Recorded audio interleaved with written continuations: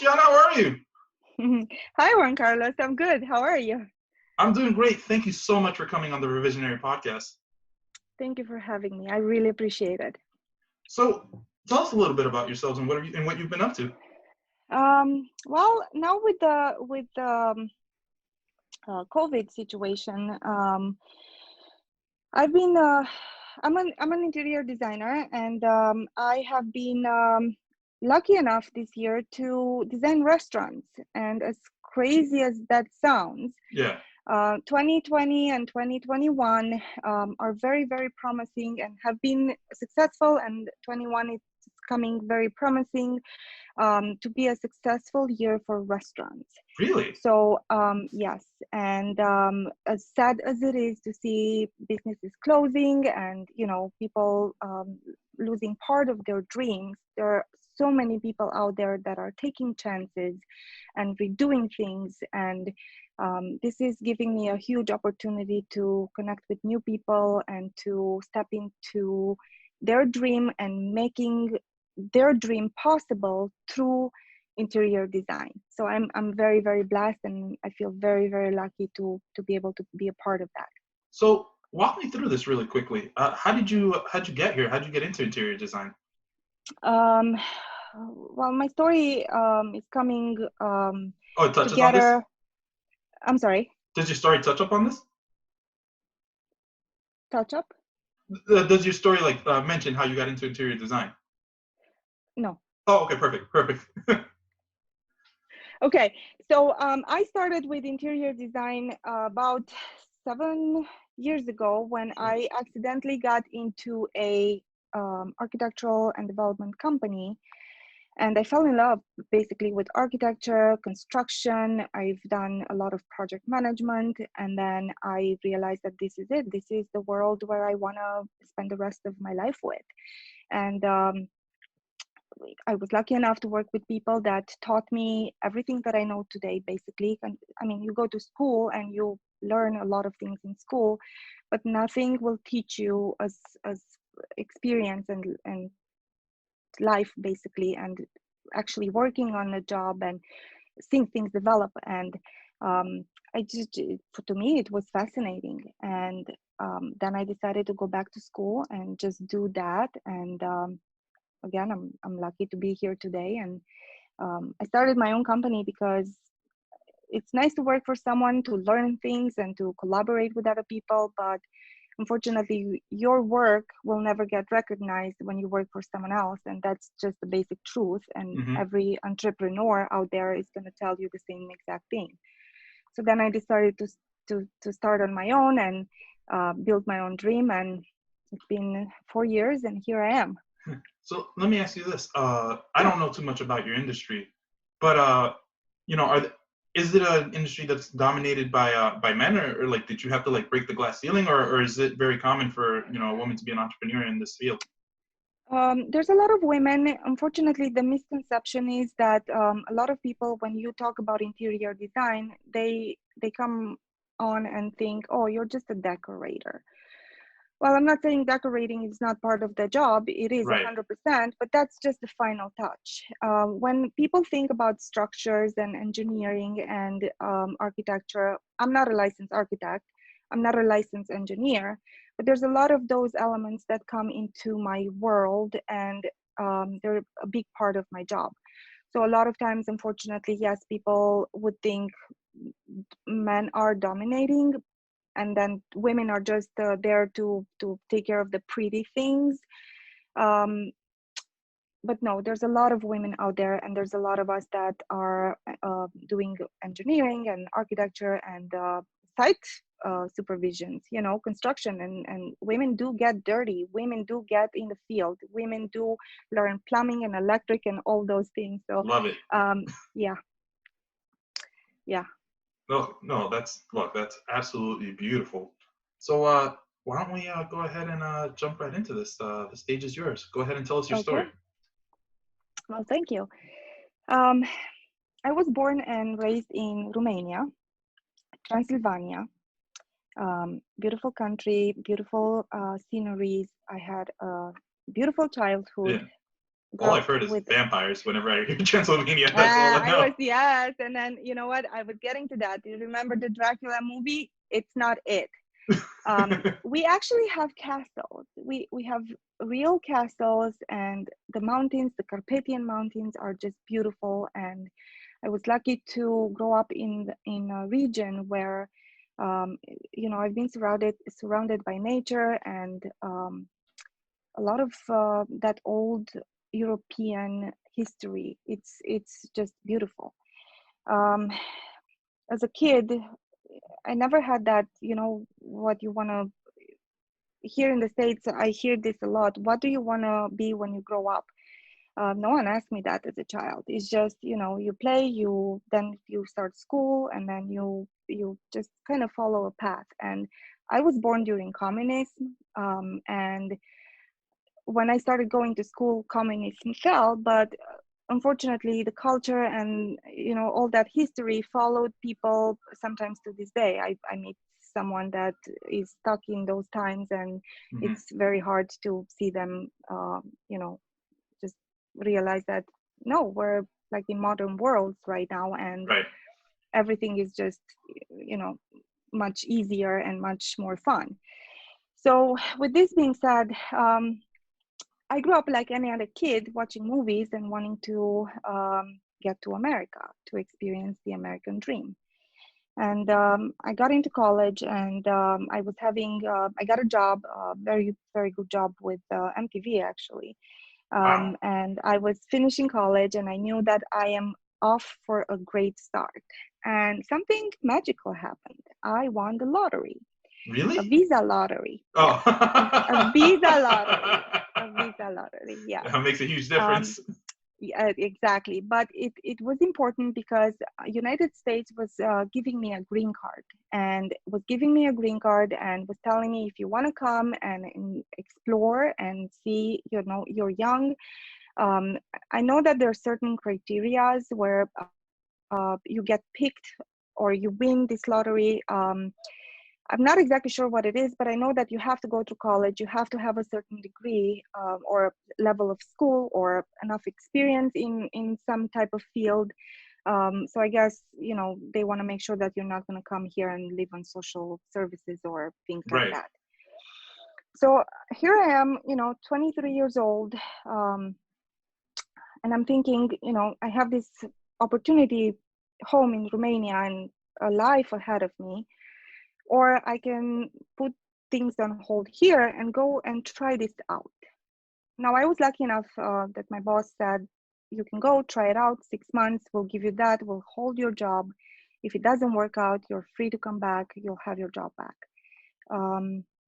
So then I said, okay, I'm gonna go and see the skyscrapers, and I'm gonna try to make it happen. And so, and then I come, I start flying here, and I land in Detroit. And Oh this was wow. back in 2006. Oh no. Yes, yes. And I had someone waiting for me, some Romanian friends. They were actually friends of my mom's, and they're driving me around and they're explaining. It was in Detroit. I landed in Detroit, but they were living in a suburb close to Detroit. Sure. And at some point in the next few days, I'm starting to hear some kind of popping. And I'm thinking, okay, fireworks? Because Oh I no. mean, I don't know I'm what from that is. Romania. Things that don't happen. Sure. Like, it's a little tricky. So now I know, because I live in Chicago, we have good and bad areas, and every part of the world has those. I was just not used to it. Right. So then I'm thinking, okay, I'm here. There's no skyscrapers. It's a suburb. It's not. It's really nothing fantastic about it. What do I do? Do I stay here? Do I go home? And then I decided to get a job, make enough money to buy a plane ticket to go back home. Granted, I got here to the States with $300 in a suitcase. That was Hmm. it. I didn't know that. I spoke a little English, but I wasn't comfortable enough to go and get a job. Right. So someone from the Romanian community, we're all over us Romanians, and Really? so someone, yeah, there's a huge community here in Chicago also. Um, they found me a job among Romanians, and they said, until you start getting more comfortable with English, you're gonna just work with them. I'm like, okay, it's fine. And it took me 3 months to put money together to be able to afford a plane ticket, and I bought it, a one-way plane ticket, and I said, if this is the American dream, they can keep it. I want nothing to do with it. Right. It was just not what I expected. Nothing bad happened to me. Um, Never actually, in Chicago or Detroit or any part of the world that I traveled along the years, but it was just not what I imagined. And while I was there, I went to Detroit a couple of times, only a couple of times. The third one, someone offered to give me a ride and, to just go and walk around. I said, no, thank you. I think I'm done with it. I think I had enough. But two things that happened, and I loved the fact that I was there and I was able to see it. I wanted to go and see the 8 Mile where Eminem grew up, Yeah. and I got the chance to see that. And then there was the movie Terminator Yeah. with Arnold Schwarzenegger. Uh-huh. I went to see the factory where the second movie was filmed, and that was huge. But then I was thinking, it has to, America has to be more than that. Hmm. So I bought a plane ticket to go back, and then a friend of mine who was here in Chicago, as I mentioned, Chicago has a huge European community, not just Romanians. There's a lot of Europeans here. I guess we're all over the place now, but Yeah. yeah, there's a huge Romanian community here. He said, you have your plane ticket. 4th of July is coming. You should come to Chicago and just see something different, and then you can go back home if that's what you want. But you should come and see something different. Sure. And I came. In any other part of the world or the states, when you say LSD, you can get in trouble. In Yeah. Chicago, it's actually one of the most beautiful places in the states. It's a street along the lake that goes Right. towards downtown. So we started on LSD and we were going towards downtown, Yeah. and we were on LSD, and it actually felt like I was on LSD.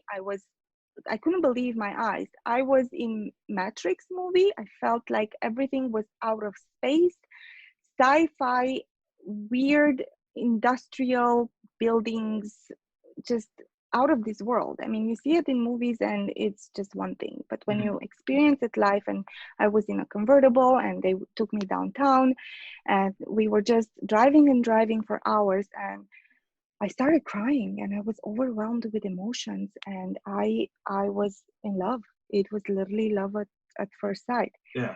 And it was 4th of July, the night before 4th of July, there were fireworks all over the place. And it just felt, this is the city welcoming me, and this is it. This is going to be my home. So I lost the money ticket because, I couldn't return. I couldn't cancel. I mean, Right. I canceled, but I lost the money.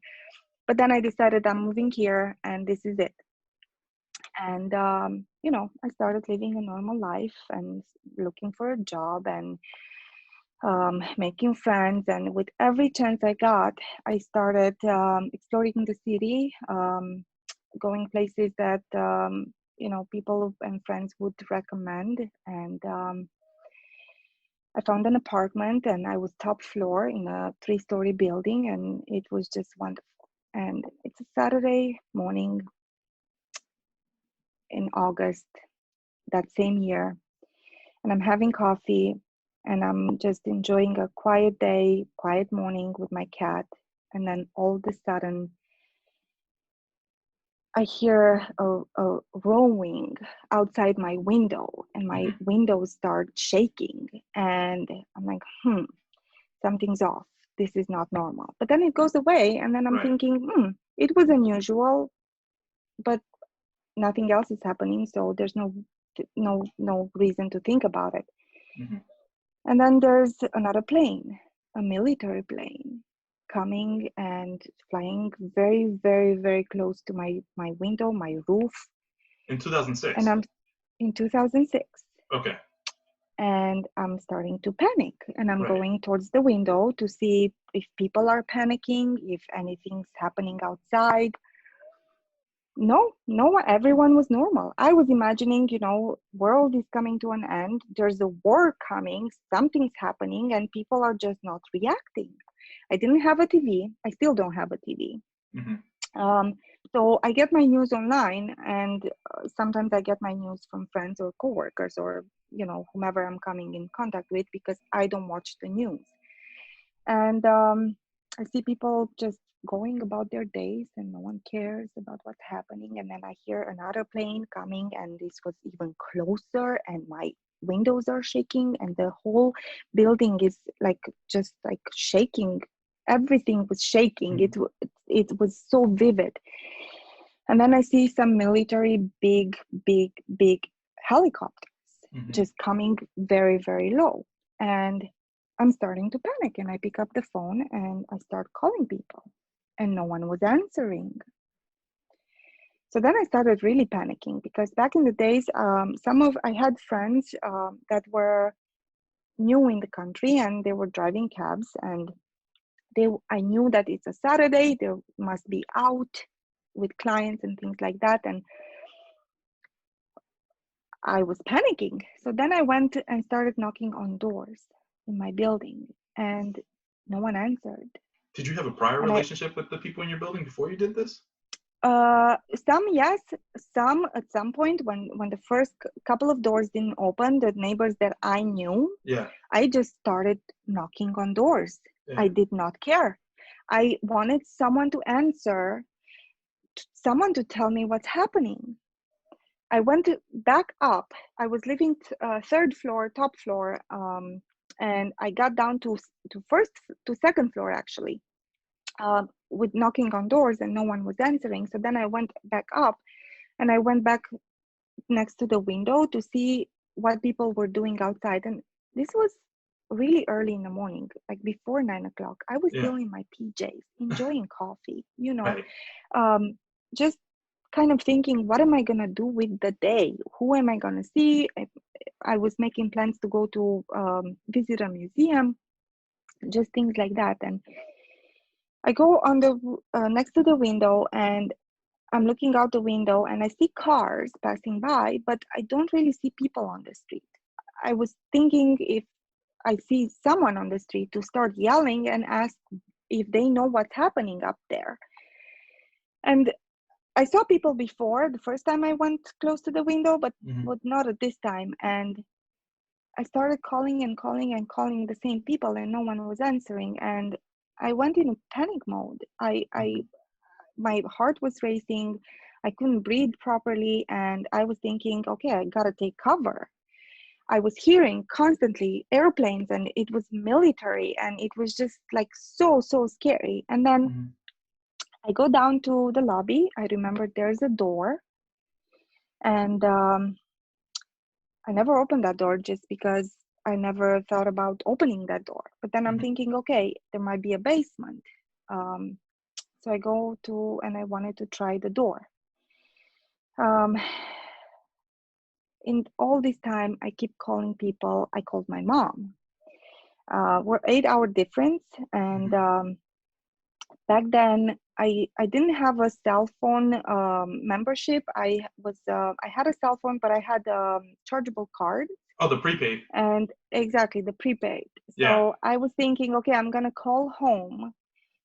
There was no iPhone, there was no smartphones back then, and Sure. usually I would just meet my mom on the internet, and we would Skype, or I don't know if you guys, if you remember Yahoo Messenger. Yeah, of course. Long time ago. Yes. So this was the way that my mom and I would see each other, and we would communicate, and Right. sometimes we would do FaceTime or video calls with my grandparents. And I thought to do that with her, but then I was thinking there's not going to be any time, because I was literally expecting a bomb to drop any second. You have no idea the things that came through my head. 9/11, um, Hiroshima, like the craziest things in the world. And then I'm thinking, I'm in this country and I've only been here a few months and I'm too young to die. I Yeah. haven't explored everything yet. You know, I'm, I just, I was panicking. I had no idea what was happening. And I called my mom and I said, okay, something's happening. It might be a war. It might be the army's involved. I have no idea. No one is answering the phone. I have no one to ask. Because I was still in my pajamas, I didn't dare going outside. Hmm. I come from Europe. We us women, we put mascara on our eyes when we go out to just buy bread or whatever. We don't go out in our pajamas. It's just the culture back Sure. home. So I didn't want to get out the door in my PJs and have anyone see me like that. And um, I But said, you didn't. I'll call. But you didn't What? mind the people in your building seeing you like that. No, because, well, first of all, there were a couple, the first doors that I knocked You on, knew them, there yeah. were exactly, and then there were Romanians, and I tried them first just because, yes, I was getting a little bit more comfortable with English, but because I was panicking, it also went through my head, what am I going to say? What if they're not going to understand me? Um, what if they're going to be scared and they're going to, I don't know, call 911 or something? I Yeah. was just always afraid to get in any type of situation where it would be hard to get out of. But when they didn't answer the door and I was hearing all that rooming outside and seeing those helicopters, it's not like you see someone filming for Fox News or Right. ABC or whatever. Those are big monsters, Yeah. really, really big. And I don't know much about the military just because I'm a girl. I Yeah. watch The Devil Wears Prada and just like things like that. And So did I'm I. not a big. There you go. It's a good movie. It's It a is. really, really good movie. So I have a quick I'm question not for in. you. Yeah, So was this a constant noise that was occurring, or was it like a one quick like "Wah," and you were like, what is going on? doors were planes, and So I'm no, but it getting was to that. constant. No, what It I'm was saying. constant. One was coming, one was going. It was just all Gotcha. over the place. And Got it. the helicopters were outside my building. I'm gonna say less than half a mile. And Okay. I didn't have any buildings in front or to the side. To the kitchen, my kitchen window was facing, I guess, a, a big park. So there Sure. were no buildings anymore. Okay. On my other side, on the living room side, I had buildings. So I was running from the kitchen to the living room windows to just see what's happening outside. So on one side, I see all this movement happening in the air. And Sure. I mean, I've seen Top Gun. You know, I Yeah. mean, I've seen it enough times to recognize a military plane. And So yeah. so what happened next? So next, I go down to the basement, Sure. to the lobby. I try the door. The door opens. It Uh-huh. doesn't lead to anything. I was hoping for a basement, so there was no basement. It was a closet with a lot of leftover construction materials, and those were probably years and years old in there. And I just got in. And I'm thinking, there must be some sustainable beams in case the building collapses Sure. or, something bad happens. At least I'm not top floor. Well, now I work in construction and I know better, but definitely. But that was my first reaction, to take cover, Sure. to run for my life, basically. And about 5 minutes in, and now it's pitch black, right? Because Sure. I didn't think to look for a switch to turn on if there was a light. I don't even know to this day if that closet had a light. But I'm in the closet, pitch black. I can hear my breath. I can hear my pulse. Like I was hearing my pulse, and Hmm. then the phone rings, and my friend is very casual. He's like, "What's up?" Like, what do you mean, what's up? like, what's happening? He's calm, like a Hindu cow. Like nothing happened, you know? I'm like, what do you, dude, like, do you hear what's outside? Do you see what's happening? Where are you? Well, I was with a client downtown. I couldn't answer. I'm like, okay, down and nothing's happening downtown. Well, I mean, yeah. And then I hear on his end of the line the same type of noise, Right. a plane rushing through. Uh-huh. I'm like, okay, so I understand this based on how calm you are. I understand something's just regular. Yeah. I don't know, something normal for the United States. I don't know. And he starts laughing because he's starting to catch on the idea. He's like, well, it's the Chicago Water and Air Show. It happens every year. They're just training for tomorrow's show. I mean, Juan Carlos, this is something that is haunting me to this day. I've been in this country for 15 years. I've never been to the show. Right. I will never go to the show. Okay. I usually try to go as far as possible. I go to Wisconsin or Indiana, but like far in the woods.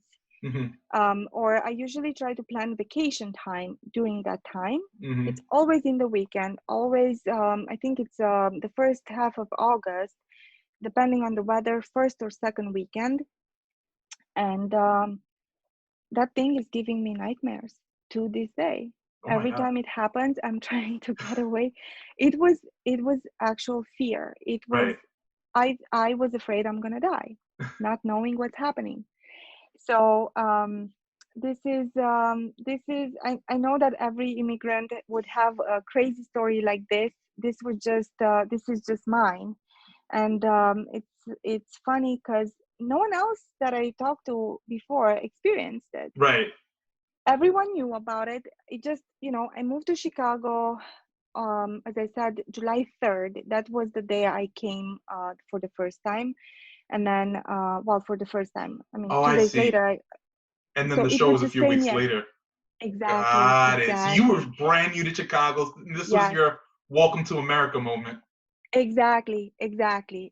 So after all that wow moment on LSD and just going towards downtown and experiencing all that beauty, a few weeks later, I'm thinking the world is coming to an end. We're under attack and the military is out, so it must be serious. Right. And, I don't know what's happening. And the It's just a noise show. was just terrifying. Yes. By the So way, for those yeah. of you guys who are listening to this episode, I've been to Chicago a few times, so I think for the sake of clarity, I'm going to say I'm pretty sure by LSD she means Lakeshore Drive. Yes. Yes. Lakeshore Drive. It's one of the most beautiful places in the Yeah, state. Yes. absolutely gorgeous. I mean, I love Chicago. Chicago is a wonderful city, and yeah, so I was like, wait, what does LSD stand for? I don't want you guys out there thinking that she. I mean, I don't know. Maybe she Definitely does no. do LSD. I don't know. That's none of my business. Yes. No, I don't. But it definitely felt like I was on LSD the first time Sure. I experienced Lakeshore Drive. So yes, 100%. Yes. So now let me ask you this question. Yeah. If you could go ahead and change any facts or details of the story very quickly, how would the story happen again? So the story would I'm gonna follow the same events, and I'm just gonna say that landing in Detroit um, was a blessing. I always liked Eminem, Mm-hmm. and going and visiting where he grew up, and seeing him just like being casual there and talking to his neighbors and Yeah. just kind of giving me a high five when I got into the to his neighborhood. So that's something that I always kind of dreamed about. Sure. And then when a few weeks later, I got the chance to go and see the very old. Right now, I don't even think that it exists anymore. But the factory where the very old factory where Terminator was filmed. You know, seeing I learned about America, and I actually learned English from watching movies and listening to songs, and um, I'm not gonna say that Arnold Schwarzenegger is my I'm his biggest fan, but I'm a big enough fan to say that it would be an honor to meet with him. So I always had this idea that I would hope to meet him someday, to shake his hand and just say congratulations and thank you for aspiring to want to be better and to do greater things. Hmm. He's a guy that I followed his story, not just his career, or not his just his career in movies, but everything that he's done later on. So the other thing that I would love to um, have experienced in a different way, just coming to Detroit. Downtown Detroit actually is it's quite beautiful. The Yeah, no, architecture it is is just gorgeous. absolutely fantastic, and um, landing there in a little different times than 2006 would Sure. have probably changed my life. So And 2008, in the height of the crash, is when you wanted to be there, right? I'm I was joking. there just right. Yeah, I know. But you know what? With 2008, actually, a lot of things changed after, and for the better, for the Sure, better. And absolutely. I have a lot of friends that go back. There's a house music or electronic music festival during the summer there, Hmm. and people from all over the world, including Romania, come and travel to Detroit Hmm. just for that. So that's just something really amazing. So, and another thing that in every one of us, there's a necessity to create a Tyler Durden type of guy, but then in reality, and I don't know if you're familiar with Fight Club, Fight Club. of course. Yeah, yeah, yes, First yes. rule of Fight Club. Come on. Uh, yeah. But then in reality, for the most of us, I feel like we're just Cornelius with our heads buried in Bob's big man's breast kind of thing. Um, So let me ask you this then, really yeah, quickly, because we are starting to get up here on time. Where, like, what do you think you would have done differently? Like, how would you have treated the exact scenario so you weren't running around like, all frantic? of course. Um, Looking back, and I'm thinking, I don't want to be the coward that goes and hides under the covers. What I'm thinking is I would walk in that situation, and I would be the one to answer the door and, comfort a scary neighbor and try to speak a little Spanish. We had some Mexicans in the building, and I'm the one that comforts them and explains to them that it's not a big deal. It's just the Chicago Water and Air Show, and it's going to be a fun event, and it's an event that gathers 3.1 million people every year, and Yeah. I would love to take them and show them around. And I've lived in Chicago long enough to know everything there is to know about Chicago, and I would you know we would I would want to invite them and just walk on the streets and show them around. And every time there's a monster helicopter popping up from behind the buildings, to be the one to hold them and just comfort them, and you know not to be the baby and the wuss that goes and hides in the basement and No, I mean it's is it's out not of like that. breath.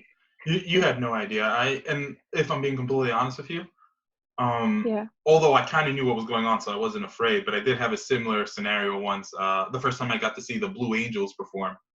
Are you familiar with the Blue Angels? It's a very similar to. It's just like an air show. I think the Air Force Okay. puts it on. Don't quote me Okay. on that, anyone. Y'all can fact check me.